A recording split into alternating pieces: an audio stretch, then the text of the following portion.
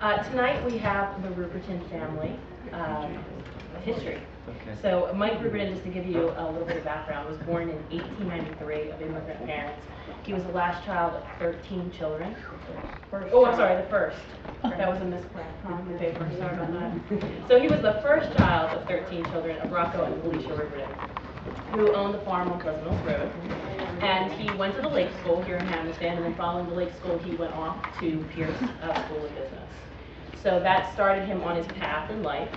And then when he was done Pierce School, he moved back to 3rd Street, where he opened a grocery store and a meat market on Bellevue Avenue. Following a couple of years in the Army, he came back and he returned to Hammonton, and he started the real estate business and the insurance business. He started building homes in the 1930s, correct? And but by far the biggest event in his life is when he walked into the People's Bank and Trust Company here in Hammonton and met his beautiful wife, Gilda Baldiani, in 1932. In the 50s, the construction business expanded into gas stations, and he was able to spend a little bit more time with public service, which we all know of very well. He gave to churches and hospitals and countless other organizations in town, and anyone who was in need of help, he was there to help. So tonight, we're going to continue this story with his 2 daughters, Berenato and Margie Pullia, and we're very happy to have you here tonight, and thank you for speaking with the Historical Society tonight. Thank you very much.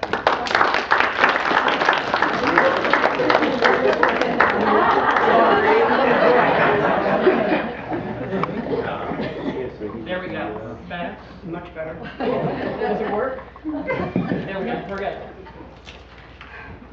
If I had known how much trouble this was going to be to get all this stuff together, we would not be here. This has had about 5 incarnations. A printer that wouldn't work, I had to call in Mindy to fix it, then I had to call in Alex and Andy to do stuff. But anyway, we're here. I'll start this way. Our grandfather, Rocco, I can't even see that part. Our grandfather, Rocco L. Ruberton, was not the first in his family to come to America. But he She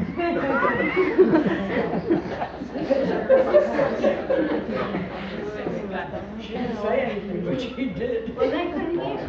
Let me move it closer to you.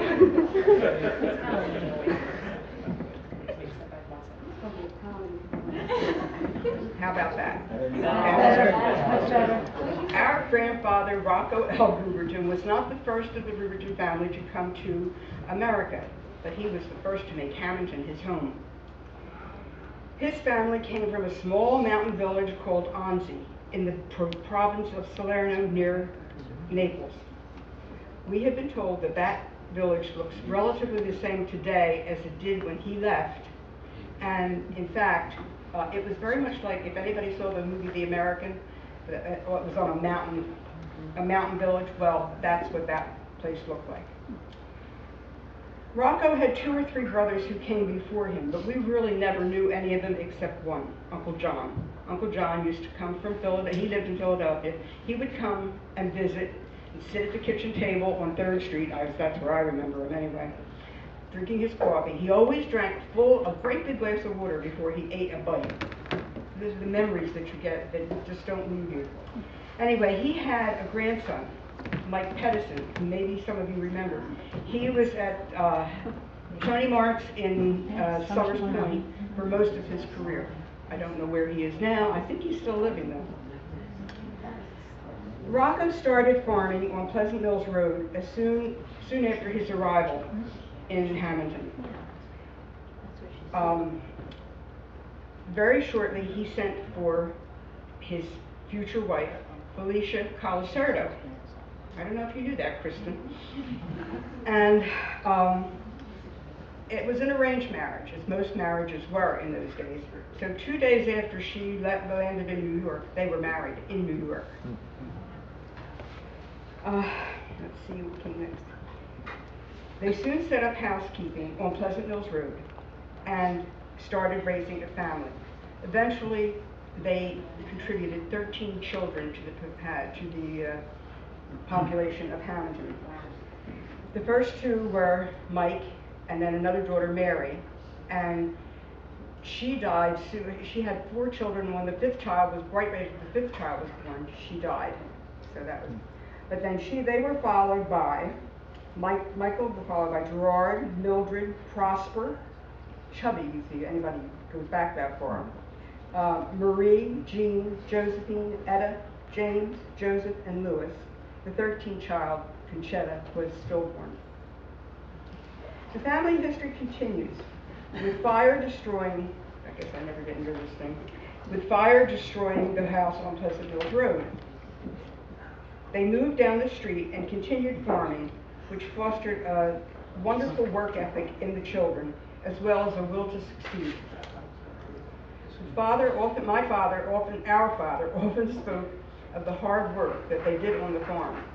When the farm season was over, or the farm day was over, they would get in a horse and wagon and ride to Bulltown, which was like about a 6-hour ride, and they would leave at midnight to get there in time to do whatever, scoop cranberries, I think is what they did.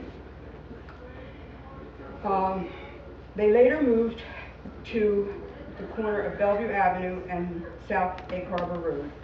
No, that's wrong. I'm having a hard time seeing because I forgot the road. Well, I can see without them, but not well. At that point, Rocco opened a grocery store and meat market on Bellevue Avenue and later moved it to the corner of Bellevue and South Egg Harbor Road. All the older children worked in that store, the boys learning to be butchers and the girls waiting on customers and stocking shelves. They also sold meat and produce door to door from a horse and wagon.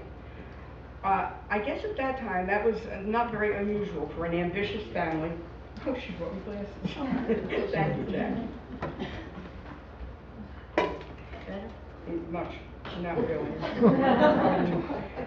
Anyway, that was not for an ambitious family trying to improve their lot.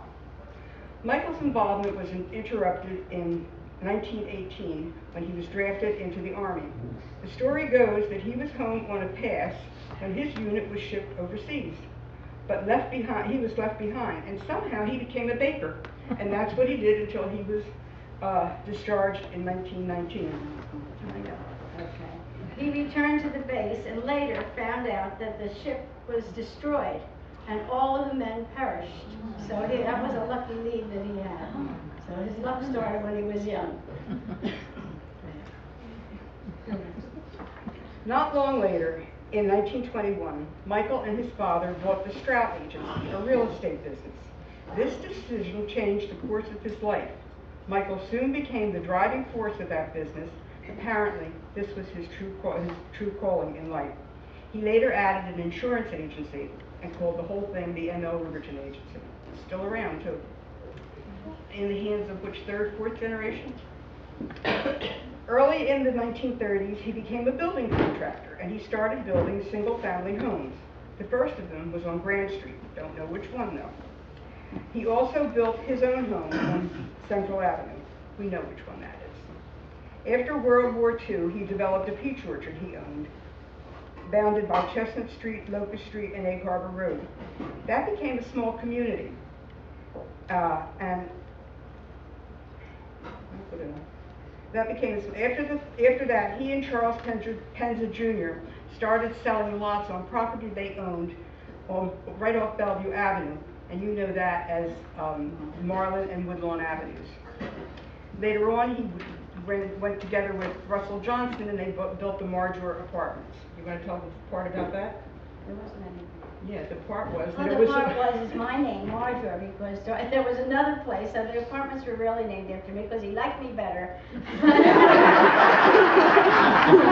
really. There was another Marjorie Corporation, and he couldn't have that name.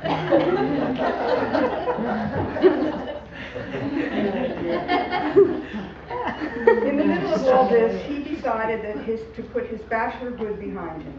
And this 39-year-old eligible bachelor decided it was time for marriage. On January 20th, 1932, he married the love of his life, a lovely teller at People's Bank and Trust Company, Gilda Falciani. Of course, that made a real hullabaloo in town. They were 20 years apart. Whoever heard of that? But they had a wonderful marriage. They really did. He couldn't do anything that she didn't think was right. And she couldn't do anything that he didn't think was right. They really had a good marriage. And Margie and I are the children of that marriage. I don't know. Very informal, you know. You're right. Alex, do you want to do some more? Are you doing some of the pictures? That's the picture. We just found that. That was in her keepsakes. And that was the picture that was in the paper when she was married. Not the wedding picture. We have that too. Just a little footnote at this point. The last move for our grandparents was to a large home on Bellevue Avenue, the Black House, on Bellevue and Packard, sometime in the early 40s. It was from that home that the founding members, Rocco and Felicia, were laid to rest after having done a great job of raising a wonderful family. Well, that's my father's background, the foundation and work ethic that made him the man he was. Selfishly, we think that he was the most well-known Ruberton, Michael. So that with your permission, I will tell you a bit more about him. In fact, that's what the Historical Society asked us to do. But I felt that his father's example and guidance were at least partially responsible for his success. Because of that, I decided to start this with Rocco and then go on to Michael.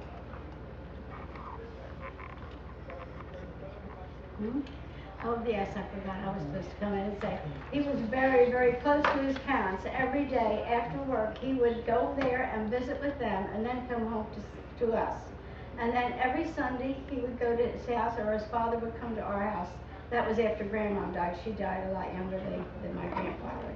So he was very devoted to his mother and father. And after they passed away, he went to the cemetery every week and lit a candle in the mausoleum. Of course, when my father died, unfortunately, that stopped, because we couldn't get the door open. Among other things. As a boy, he did all the things his siblings did. He worked on the farm. He took the endless trips by horse and wagon to scoop cranberries. He went to bed during the winter with a hot brick to warm his bed.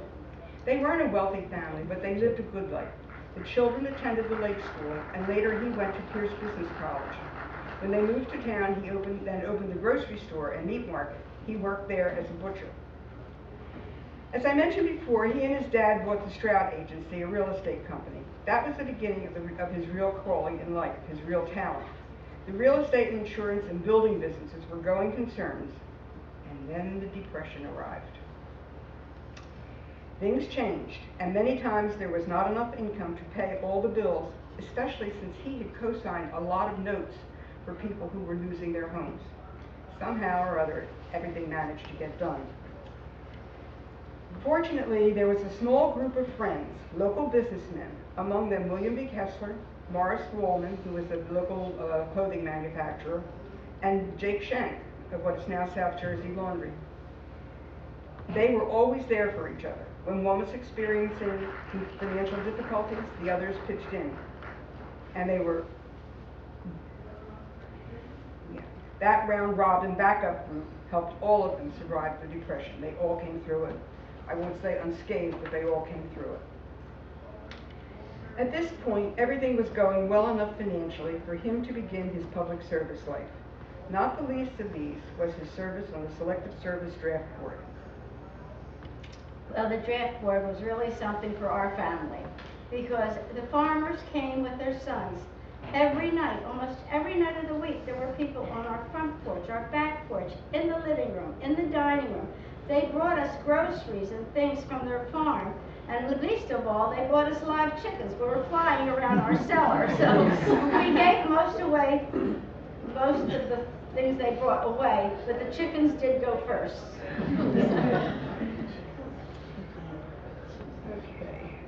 At this point, I did say that. At this point, everything was going well enough financially for him to begin his public service life. And that was the Selective Service Board during World War II and then again during the Korean War. There was you just said that. It was a trying thing, though, to do, with the mothers with tears in their eyes, the fathers with long explanations of why their sons should be deferred. And he tried to do what was best for them, but also what was best for the country. He wasn't received beautifully in all cases, but he did okay. And he tried to do what was was best he was spared.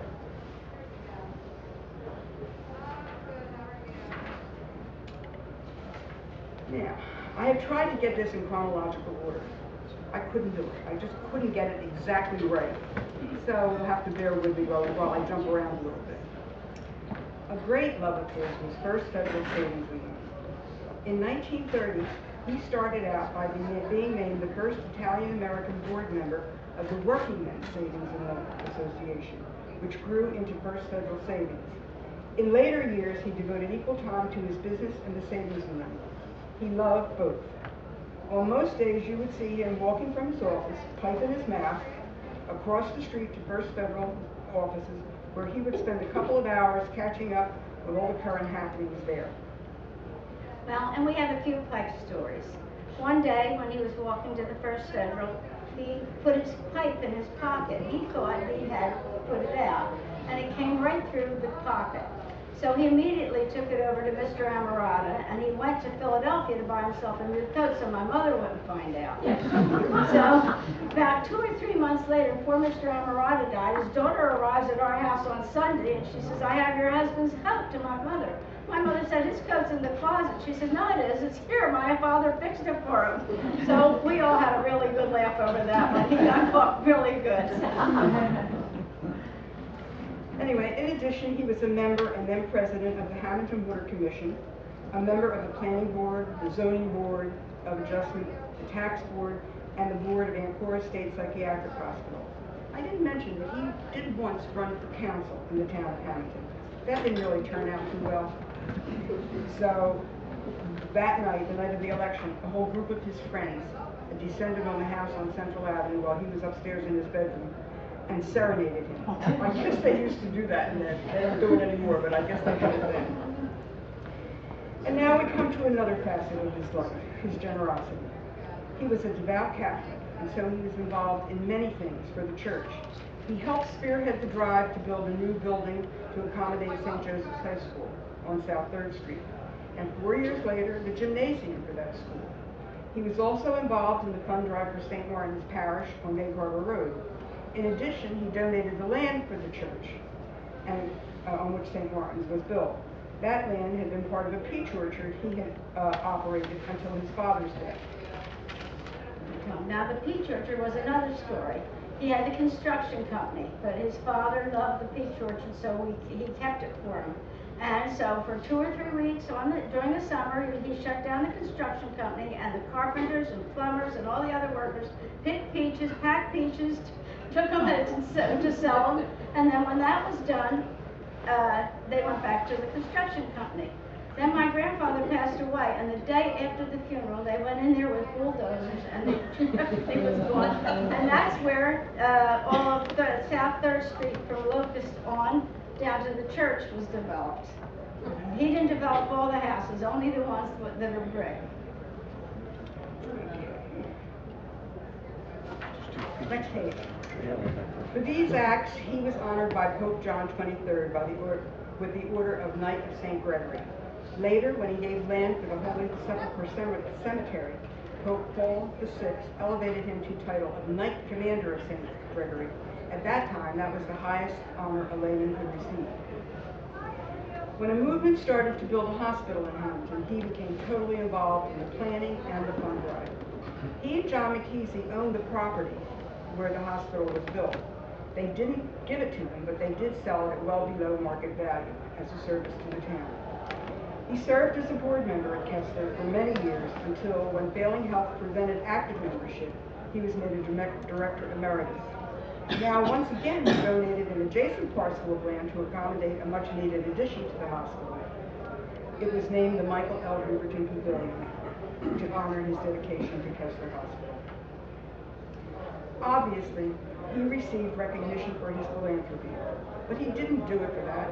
He did it because he felt that God had been good to him and he had an obligation to give back.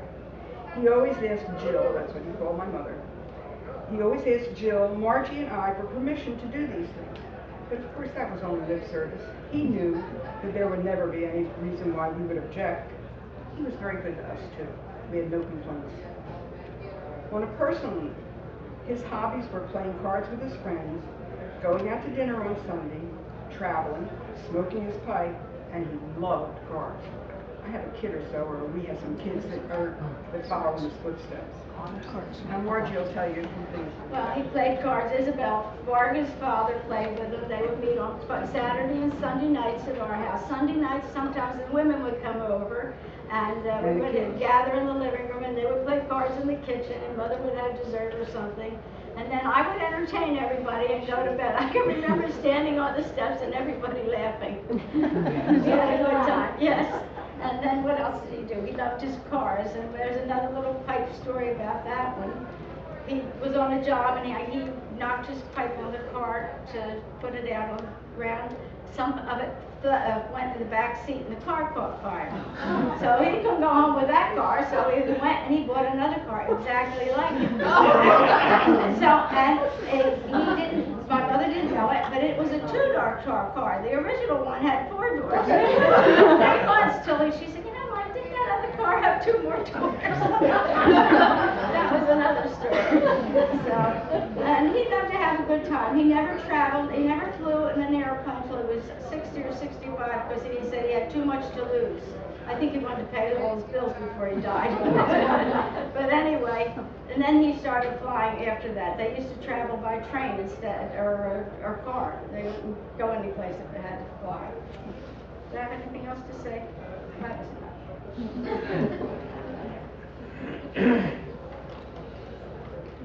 For all of these accomplishments, he was chosen as the most influential Hammontonian in a series run by the Hammonton Gazette in 1999. He would have been honored to be part of that group. It was a very prestigious group. And they were all people that did a lot of things for the county. Our dad lived a long life, a good life of service to others. He was an excellent businessman, a good husband, and a wonderful father. My mother in her lifetime, Margie and I, are grateful to him for so much. Needless to say, we are very proud to have been part of his family. And just another note, tomorrow would have marked the 120th anniversary of his birthday. Thank you very much for coming this evening to share our memories. Now, we have a couple of books from his investiture as a night. Yeah. And Al, are you going to show them? Oh, yeah. Go back through them. Did Andy get back? Yeah, yes. There are a lot of things that we put pictures in, articles that we had from the Hammonton News and the Gazette that are, I left them on my dining room table, Andy got to get them. But he had already, he and Alex did the PowerPoint, and Andy had already read everything, so. Do you want to go back through now and talk about it? So why don't you just go back through all the PowerPoint things, and we'll expand a little bit if needed.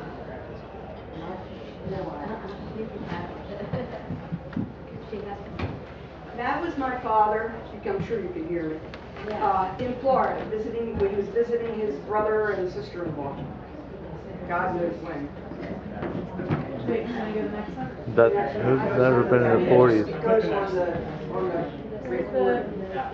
I'm sorry. You want me to do it on the... I got it. This is the house, the Francis Black Clark. I never heard Clark before that picture. But the Francis Black Clark house, where they lived on Packard and Bellevue Avenue. That's Gilda's picture that was in the paper.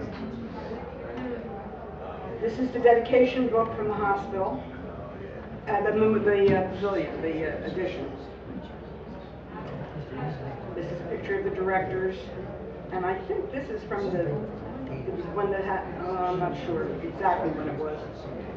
Well, it said over 50 doctors to staff the hospital, so that had to be from the beginning when it was first dedicated. This was Ruberton Real Estate, and that was the building on the corner of Bellevue and South Lake Harbor Road. That burned down. His office was upstairs in that. This is the second office. Remember when Miller's department store in the 5 and 10, some of you might, burned down? Well, then he replaced that building. He owned it. He replaced that building with the building that's there now. My hearing aids. I'm standing right next to them. So maybe move over. Okay, so this is the staff in the new office. Uncle Louis, Aunt Josie, Jenny Campanella, and my father. Isn't there another one there? Is that Alex? The last one was the office and then No, okay, well, this is First Federal Savings when this was dedicated in whatever year it was. To the board. There you go. And the board. This is his family. I don't know where they were going. I think we went over to see, well, she has flowers on, I don't know what it was. But we were all there except Mindy and Michael. PJ and Joanne, PJ and Missy. Missy is in Margie's arms and you're PJ. Okay. Next. This is Margie and me with my father sitting on the back step. We thought it was a cute picture. We thought share it. Oh, and that was And the we're end back, of this that's the end of that. Anyway, thank everyone for coming. I'm so glad to have such a nice group. And there are some cupcakes and coffee and whatnot back there. And there are a couple albums up here that you will see many people that you know in those albums. One is from his investiture as the Knight of St. Gregory, and the other one, I don't know. I don't remember what that one is. And then there's some things up here. Thank you very much.